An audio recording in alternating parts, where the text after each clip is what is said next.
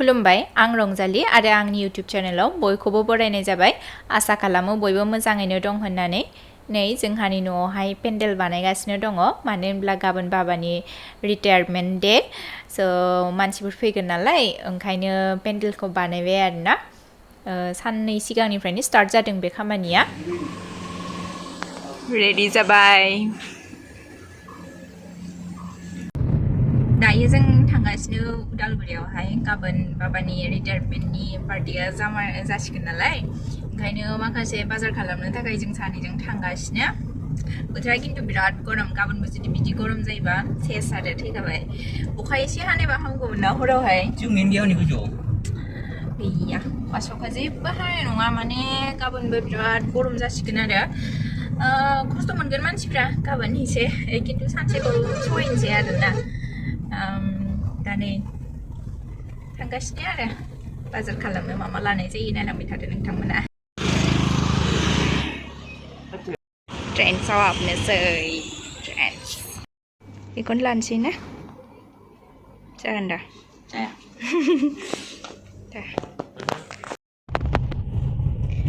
गुफुर फालिबो लाबाय नै जानो ट्रेन्सआव मा होनदों ट्रेन्सआव होनदों कि सेटारडे सानडे जायोनो आरो एक्सचेन्जआ दिनै जाया होमबालाय रिकुवेस्ट खालामनांगोनदां जायाबा सान्दुंथार बिराद गरम ओंखारनोनो हाया बायहेरायाव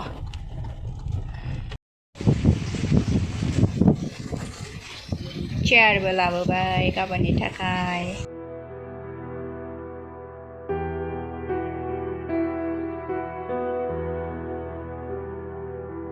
थांसै फाइनेलि बाबानि प्रग्रामावहाय बाबा आरो आइखौ दोनना फैनोसै जोङो बाबा मारै मोनदों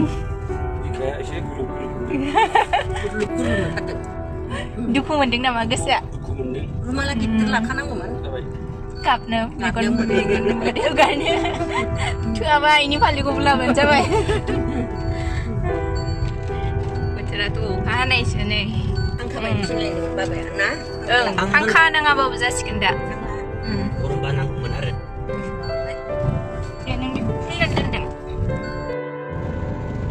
बैयो बाबानि लोगोनि गारि बरायनानै लांदों बाबाखौ एस्कर्ट नङा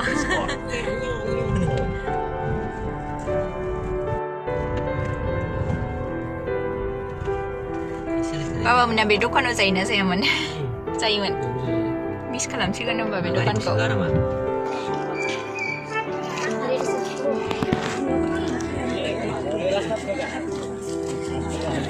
माइ खालामबाय थागोन ना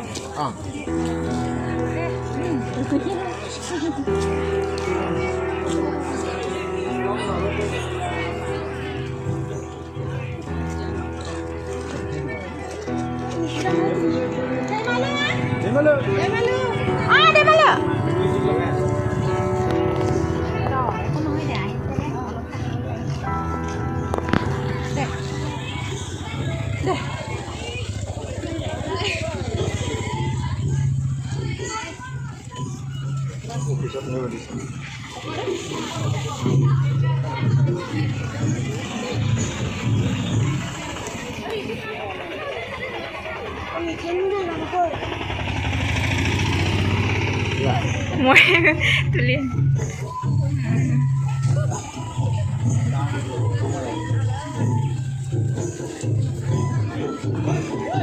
baik dia mau belajar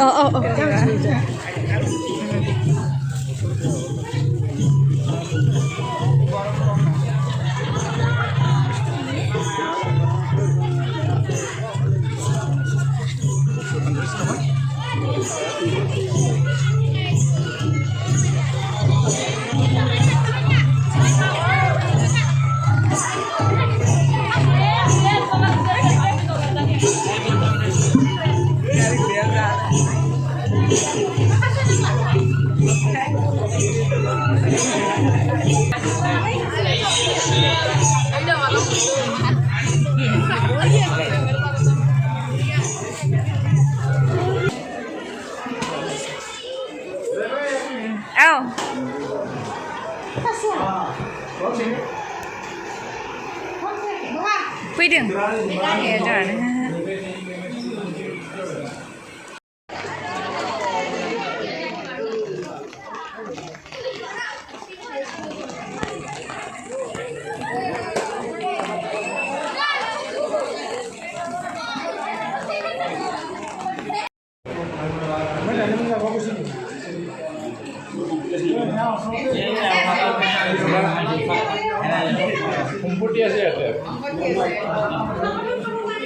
Muna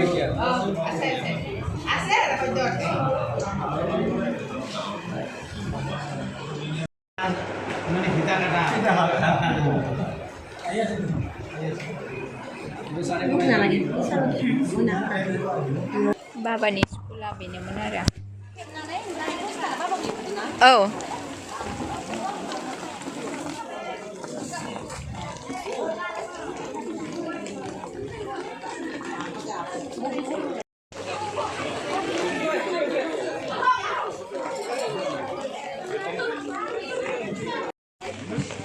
শিক্ষক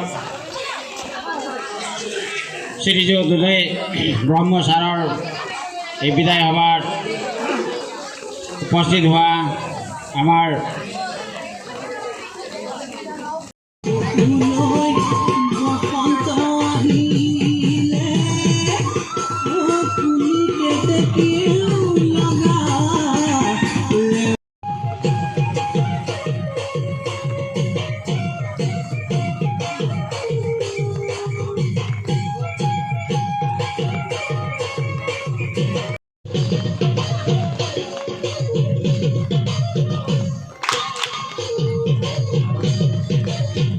আমি অত্যন্ত দুখ পাইছোঁ যে তেখেতৰ নিচিনা সুদক্ষ শিক্ষক আমি আজি আৰু নাপাম। তেখেতে অৱসৰ গ্ৰহণ কৰাৰ এমাহ পিছলৈকে আগষ্টলৈকে তেখেতে বিদ্যালয়ত ৰেগুলাৰভাৱে আহিছে। অথচ তেখেতে যোৱা 31 জুলাইতে অৱসৰ গ্ৰহণ কৰিছে। তথাপিও এই এটা শিক্ষকৰ এটা যিটো আগ্ৰহ, সেই আগ্ৰহটো তেখেতে পাহৰিব পৰা নাই আৰু আমাৰ লগত সদায় অহা যোৱা কৰি আছে। আৰু মই তেখেতক আহ্বান কৰিছোঁ পিছলৈ যাতে তেখেতে এইখন বিদ্যালয় যাতে পাহৰি নাযায়, যাতে সময়ে সময়ে আমাৰ লগত যোগদান কৰে, ল'ৰা ছোৱালীৰ লগত যোগদান কৰে। মই তেখেতক আহ্বান জনাইছোঁ। আজিৰ মেইন সভাৰ উদ্দেশ্যটোৱেই এইটো যে আমি আনুষ্ঠানিক হিচাপে তেখেতক বিদায় সম্ভাষণ কৰা। আদৰণি জনাইছোঁ। আদৰণি জনাই বাইদেউ ৰিজুমণি বৰ্মন।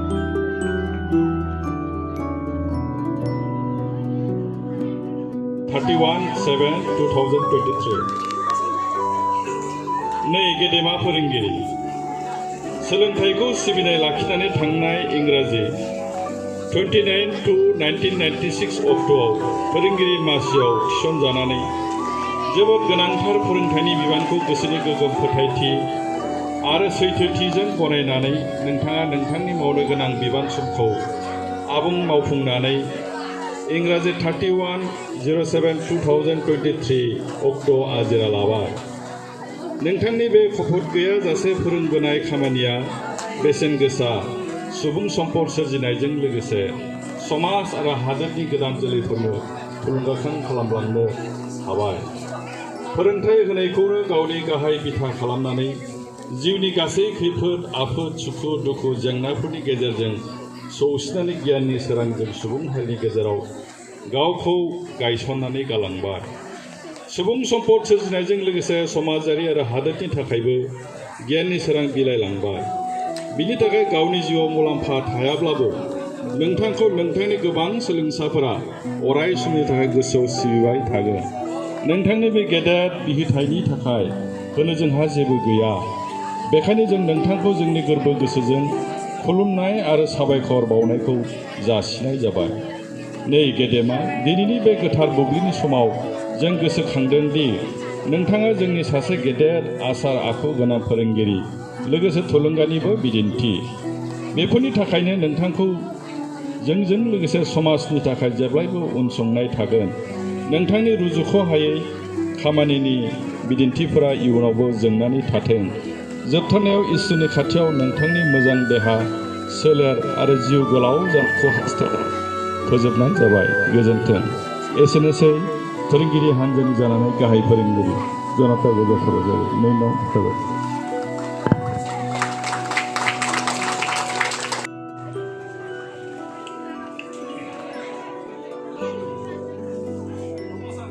फरायसालिनि फोरोंगिरिफोरा बयबो साफा साफायै मान बावखांनायनि उनावहाय फरायसालिनि गासैबो फरायसाफोरानो साफा साफायै मान बावदों दायो।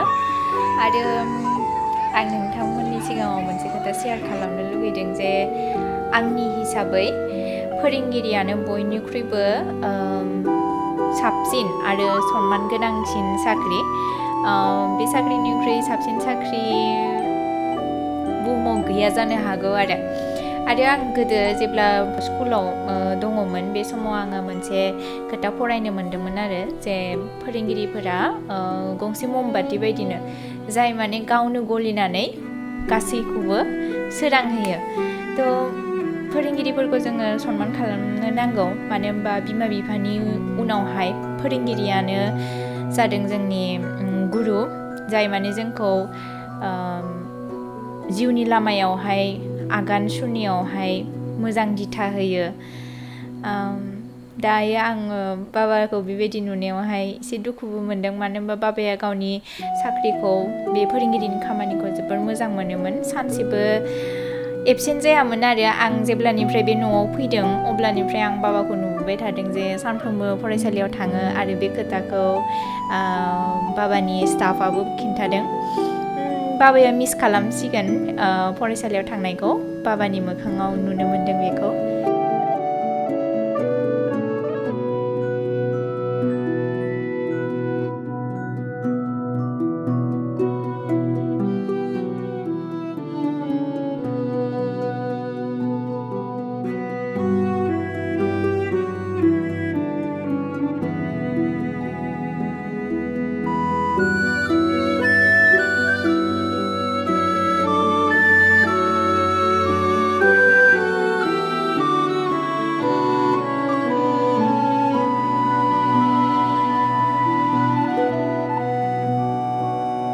আসন গ্ৰহণ কৰিবলৈ অনুৰোধ জনা হয়।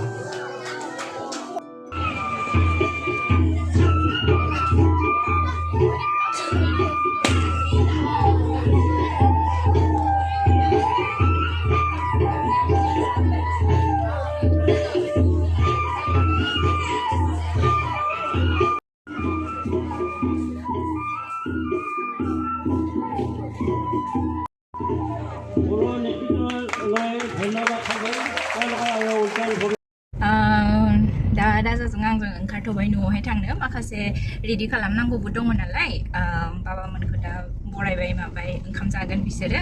जों स्कुलाव जाफैथ'ला, न'आवनो माखासे खामानि दङ नालाय मावहैनोसै आरो। बाबाया दुखु मोनदों ओमफ्राय आइयाबोथ' दुखु मोनदोंनो। आंबो बोरैबा मोनदों एसे। बरायनाय समावनो आं बोरैबा मोनबाय, गाबनो ओंखारहां माहां मोनजोब्बाय आंला।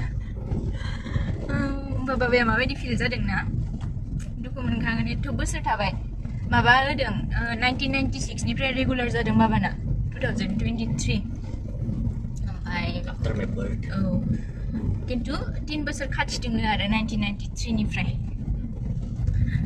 जोबथ'बाय बाबाया फ्रि जाबाय दे नोंथांमोना नायलांबाय थादो मोखांखौ देखायबाय आं थाखुमादोंसो आरो मोखांखौ देखायगोन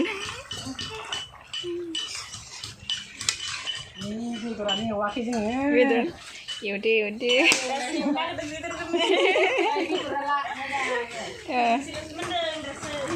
अमा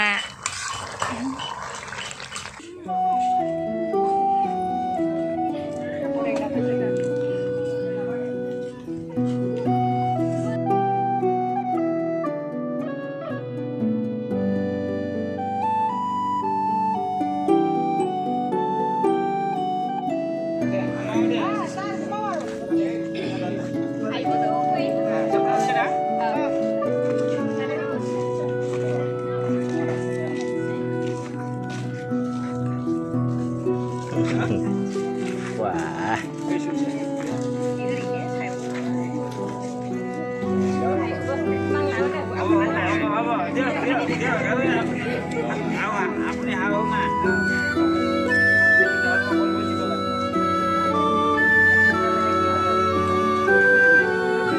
Senior citizen, apa? 60 plus.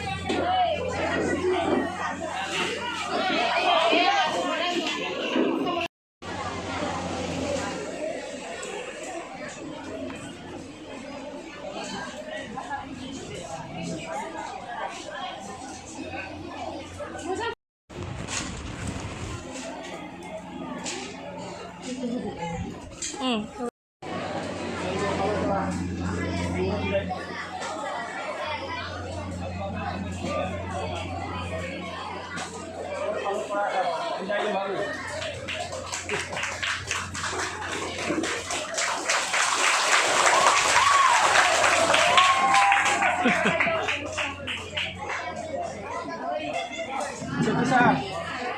Buat kalau pada aku belum.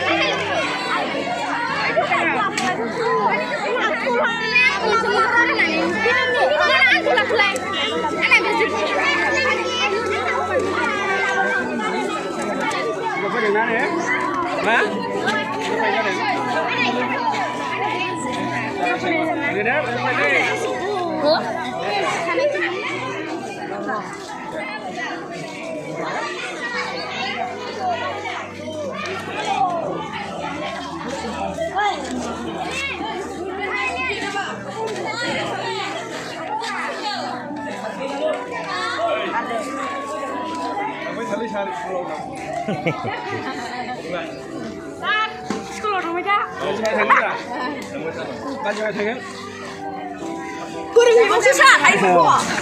Pergi bawa aku sih.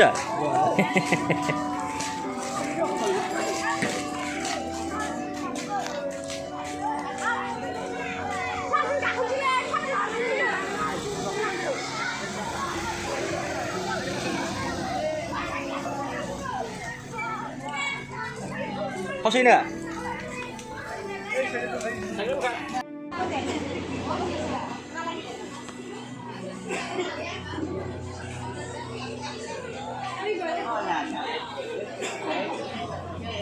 Jap, coba. Mana lihat pilih? Mana lihat pilih? Panis jalan. Nilainya di cuma orang deh, ini cukup. Iya, iya. Sino mo dami sih? Di cheese lang kinsa sa lagi. Cheese master na cheese kinji.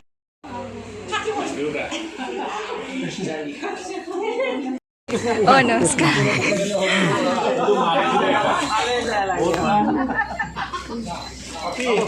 Oh deh. Besar. Oh deh.